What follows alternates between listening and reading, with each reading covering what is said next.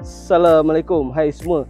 Kurang daripada 2 minggu je lagi kita dah nak meraihkan Hari Raya Aidilfitri untuk tahun ni. Selain persiapan baju raya, kuih raya, langsir raya, sofa raya, duit raya, kereta raya pun penting juga kan? Itulah yang saya nak sharekan kali ni. Kereta raya pilihan saya.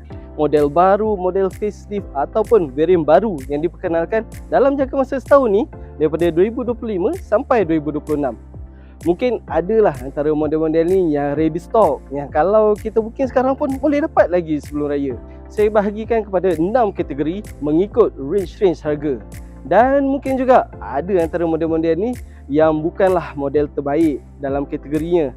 Apa pun, korang sudi-sudikanlah, komenkan pendapat korang sendiri. Dan pada korang yang baru menemui channel ni, jangan lupa subscribe sebab saya akan sharekan lagi info-info berkaitan otomotif dan review-review kereta-kereta yang ada dekat negara kita.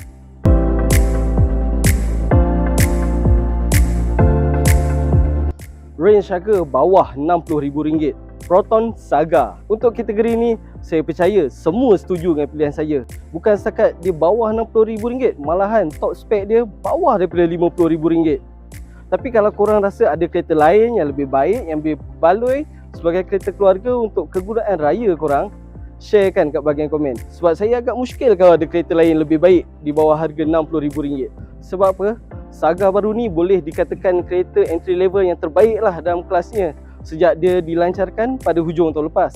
Tengok je dari segi design dia, luar dalam memang kemas, memang moden dan ikut trend terkini. Cuma side profile dia lah. Bahagian pintu dan bahagian bumbung memang nampak serupa macam Saga lama dan nampak agak old school. Tapi apa pun, dari segi features dia, teknologi dia memang yang latest lah. Performance dan handling pun dah masuk level segmen B punya kereta dah pun. Boot space dia pun agak besar, 420 liter. Cuma yang ni dia kalah sikit dengan Beza. Beza tu 500 lebih liter. Tapi 420 liter pun sebenarnya dah kategori besar dah. Korang boleh tengok link kat bahagian description. Saya ada review dah Proton Saga baru ni.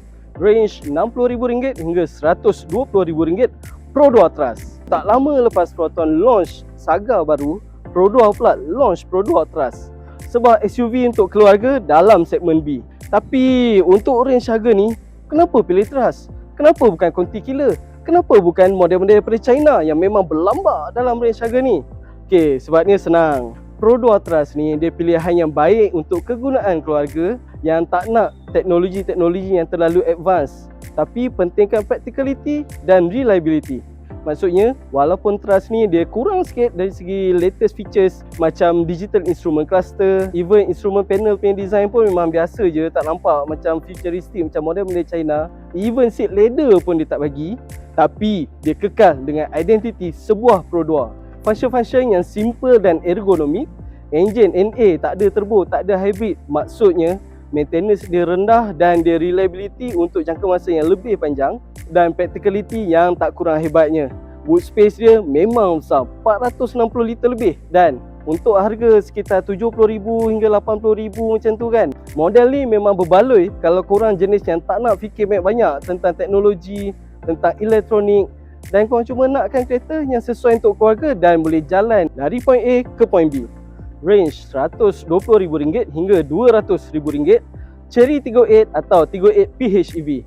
Untuk mereka yang mencari SUV bersaiz besar segmen D, 7 tempat duduk dengan design dan features terkini, korang memang kena check out Chery Tiggo 8 atau Tiggo 8 PHEV.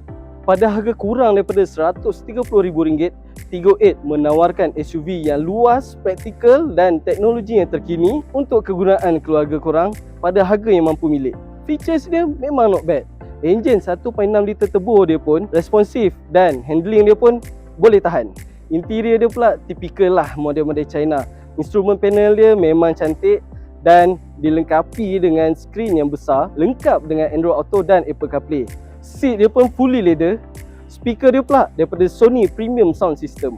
Tapi kalau ada bajet lebih sikit dalam RM30,000, korang boleh tengok version Tiggo 8 PHEV. Enjin 1.5 liter turbo dengan gabungan elektrik motor dia yang menggunakan teknologi Chery Super Hybrid memang berdesuk, memang tekan-tekan pergi.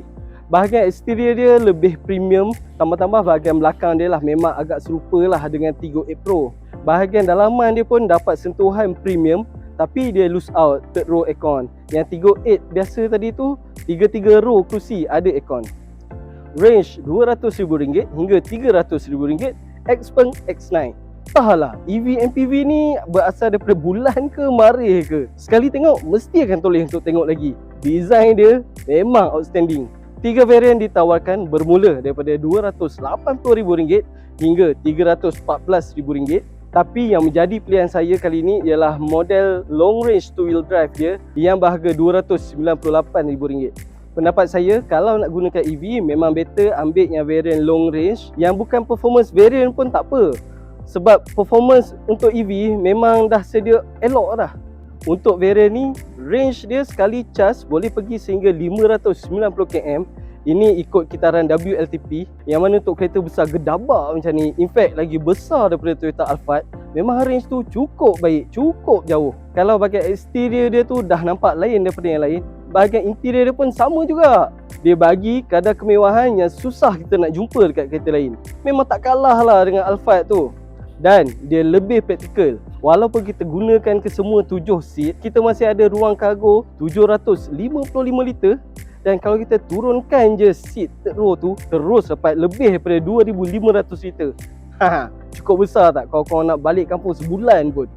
Range harga RM300,000 hingga RM400,000, BMW i5. Baru-baru ni je BMW Malaysia launch BMW i5 version CKD. Dan kalau dah CKD tu, confirm lah harga dia lagi rendah daripada version CBU. Kalau yang CBU sebelum ni harga dia sampai RM400,000. Untuk version CKD ni dia lebih murah RM32,000, menjadikan harga dia sekarang RM368,000. Kereta ni memang besar, lagi besar daripada BMW 7 Series daripada 3-4 generasi sebelum ni. So senang kata memang luas dan selesa lah kereta ni. Dari segi design features dia memang hampir sama je dengan version CBU. Cuma daripada bahagian luar tu dia adalah sikit perbezaan. Contohnya macam grill bahagian hadapan gloss black, lampu belakang ada shadow line dan juga boot lid spoiler warna gloss black juga. Paling best, BMW upgrade dia punya battery management system. So range dia pun naik daripada 582 km kepada 627 km. Memang jauh dia boleh pergi. Bahagian dalaman dia pula bukan saja mewah, tapi BMW datangkan dengan signature dia, iaitu curved display 12.3 inci digital instrument panel dan touchscreen 14.9 inci infotainment system lengkap dengan Apple CarPlay dan Android Auto berserta dengan head-up display di bahagian driver. Speaker dia pula daripada Bowers & Wilkins, total 17 speaker di seluruh kereta ni. Boot space dia pun luas juga, 490 liter, boleh bawa banyak barang. Range harga RM400,000 hingga RM500,000, Volvo XC90. Model ni bukanlah model baru pun, dah lebih kurang 10 tahun dah pun sejak dia punya first launch. Tapi tahun lepas Volvo bagi facelift yang agak major untuk model ni. 2 varian ditawarkan iaitu MHEV mild hybrid dan juga PHEV plug-in hybrid pada harga RM418,000 hingga RM435,000. Dari segi luaran dia yang kita nampak significant upgrade ialah bahagian depan dia. Front fascia dia serba baru, lampu baru, grill baru, bumper pun baru. Tapi bahagian side profile dan bahagian belakang dia hampir sama je dengan model yang lama. Interior dia pun ada update yang agak signifikan juga. Macam frame chrome, corong aircon pun dah dapat bentuk yang baru. Infotainment screen pun lebih besar pada saiz 11.2 inci, yang mana sebelum ni saiz dia cuma 9 inci. Space dan practicality dia pun agak baik. Kalau kita gunakan 3 row seat, cargo space dia sekitar 300 liter.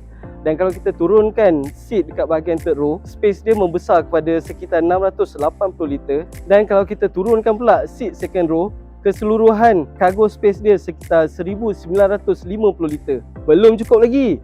Paling best, untuk version plug-in hybrid tu, average fuel consumption dia ialah 1.8 liter untuk 100 km. Korang bayangkan, dengan tangki sebesar 71 liter, bila kita isi full tank tu kan, boleh keliling Malaysia 2 kali paling kurang.